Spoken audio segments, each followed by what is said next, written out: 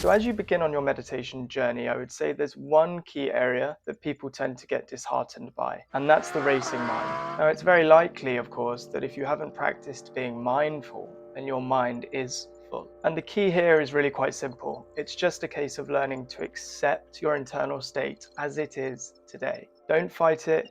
Just observe it and be open to working with it. So Bruce Lee's "be like water" really comes to mind here. You want to learn to flow with your thoughts, to accept them, to invite them into your mind, because the more you resist them, the more you are giving them a charge, you're giving them energy, and that's what's going to keep them sort of attacking you back, if that makes sense. That's how it's going to feel internally in the mind.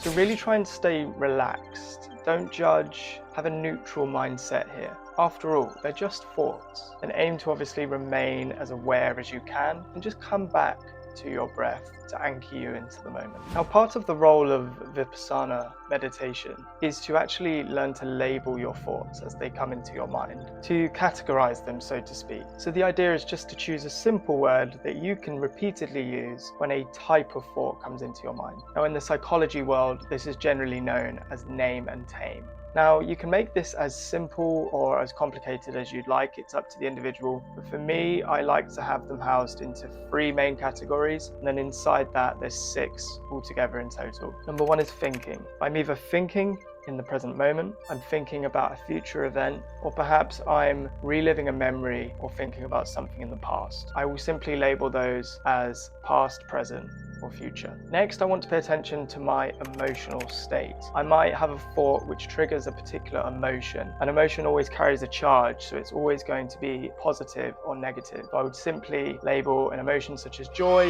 or excitement as positive, and an emotion such as fear or anger I would label as negative. And the final category is the body. So very simply, if I notice air brushing past my body, or there's some sort of internal sensation going on in my body, maybe I have the urge to move, I will simply label this as body. So just think about the process behind what's happening here. By labeling the thought, meeting the thought where it's at, I'm actually showing the thought that I see it, but I'm also detaching my identity and sense of self from the thought. What I'm doing is actually creating space. I'm creating distance between me as an individual and the thought or the emotion or the body sensation itself. And then in turn, this creates this very subtle realization that actually I'm not my thoughts.